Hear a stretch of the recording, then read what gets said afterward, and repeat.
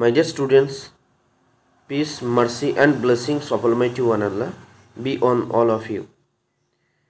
Most welcome to this platform, ChemPeaceChem Study Platform.organic.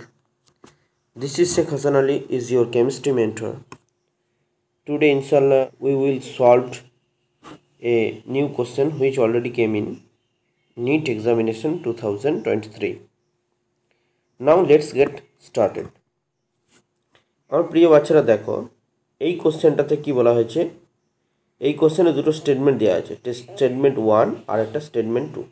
Statement 1 এ কি বলছে, in an organic compound, একটা organic compound আছে, when inductive and electromagnetic effect operate in opposite direction, মানে ধরো একটা compound আছে, organic compound, যে কম্পাউন্ডের মধ্যে ইলেকট্রোম্যাগনেটিক এফেক্ট এবং ইন্ডাকটিভ এফেক্ট একে অপরের রেসপেক্টে বিপরীত দিকে কাজ করছে। The inductive effect predominates in that cases, for that cases inductive effect প্রিডমিনেটস।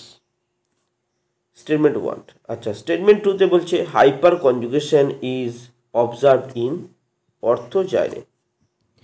তো দেখা যাক বাচ্চারা স্টেটমেন্ট 1 এবং স্টেটমেন্ট 2 ক্ষেত্রে কোনটা কারেক্ট হয় কোনটা ফলস হয় সেটা আমরা একটু দেখি। দেখো, স্টেটমেন্ট 1টা আগে যাচাই করি। স্টেটমেন্ট 1, আমি ধরো একটা মলিকুল নিয়েছি, যেমন হচ্ছে অ্যানিলিন। এটা এই অ্যানিলিন মলিকুলটার মধ্যে দু ধরনের এফেক্ট আমরা দেখতে পাবো। দেখো, এই লোন পেয়ার অফ ইলেকট্রনটা কী করতে পারে, একটা H+কে ডোনেট করতে পারে। H+কে ডোনেট করলে অ্যানিলিনিয়াম আয়ন তৈরি করতে পারে।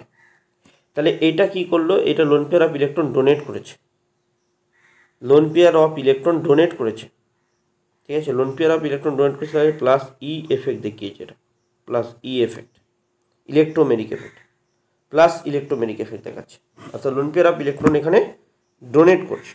আচ্ছা, অন্যদিকে নাইট্রোজেন যে অ্যাটমটা দেখতে পাচ্ছ, এই অ্যাটমটার তড়িৎ ঋণাত্মকতা কত, 3.0 অ্যাকর্ডিং টু পাউলিং স্কেল। ওকে, তাহলে বেঞ্জিন বলয় থেকে ইন্ডাকটিভ এফেক্টের মাধ্যমে কিন্তু ও ইলেকট্রন তুলে নিচ্ছে উপর দিকে, তাহলে মাইনাস আই এফেক্ট দেখাচ্ছে।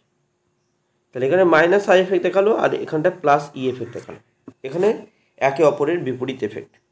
এই ক্ষেত্রে যদি কোনো মলিকুলের মধ্যে ইন্ডাকটিভ এফেক্ট এবং ইলেকট্রোম্যাগনেটিক এফেক্ট দুটোই থাকে এবং তারা একে অপরের অপোজিট হয়, তাহলে কোনটা প্রিডমিনেন্স হয়। তো মনে রেখো বাচ্চারা, প্রিডমিনেন্স হবে or always E character is predominant with respect to inductive effect, অর্থাৎ electromagnetic effect is predominant with respect to inductive effect. তাহলে স্টেটমেন্ট 1 কী হলো, স্টেটমেন্ট 1 রং, ভুল।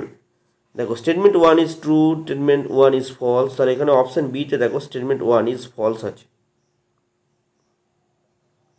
Both are true, both are false, দেখা যাক বোথ আর ফলস কিনা। আচ্ছা, statement 2তে কী আছে, hyperconjugation is observe in orthoxylene. আচ্ছা, জাইলিনটা কি, অর্থোজাইলিন। এদিকে এটা একটা বেঞ্জিন বলয়, বেঞ্জিন বলয়ের একটা পজিশনে মিথাইল গ্রুপ আছে, ধরো এখানে মিথাইল গ্রুপ, তার ঠিক তার একটা মিথাইল গ্রুপ থাকবে, এটাকে অর্থোজাইলিন বলা হয়। আর তোমরা জানো টলুইন, যদি দুটো মিথাইল গ্রুপ না থাকতো তাহলে একজন থাকলে টলুইন হতো, সেখানে দুটো মিথাইল আছে তাহলে অর্থোজাইলিন। আর তোমরা জানো CH3 যে গ্রুপটা থাকে সেটা বেঞ্জিন বলয়ের সঙ্গে হাইপার কনজুগেশন করে, কীভাবে হাইপার কনজুগেশনটা করে একটা আমি তোমাদের দেখাচ্ছি। যে এখানে ডাবল বন্ড করবে, CH2 করবে, ওকে, CH2 করলো ডাবল বন্ড এখানটায়, আর এখানে একটা হাইড্রোজেন প্লাস আকারে থেকে যাবে, প্লাস আকারে থাকবে হাইড্রোজেনটা। তখন এখানে কি পাই বন্ডটা একটা উঠে যাবে, পাই বন্ডটা এখানে নেগেটিভ হবে, এখানে এরকম করে রেজোনেন্স হতে থাকবে বা হাইপার কনজুগেশন কন্টিনিউ হতে থাকবে, চলতে থাকবে। তাহলে এখানে বোঝা গেল যে statement 1 false but statement 2 true. তাহলে অপশন বিতে দেখো statement 1 false but statement 2 true. That is why the answer is option B. Hope the answer is clear to all of you. Thanks as well as Jazakallahu khairan for watching.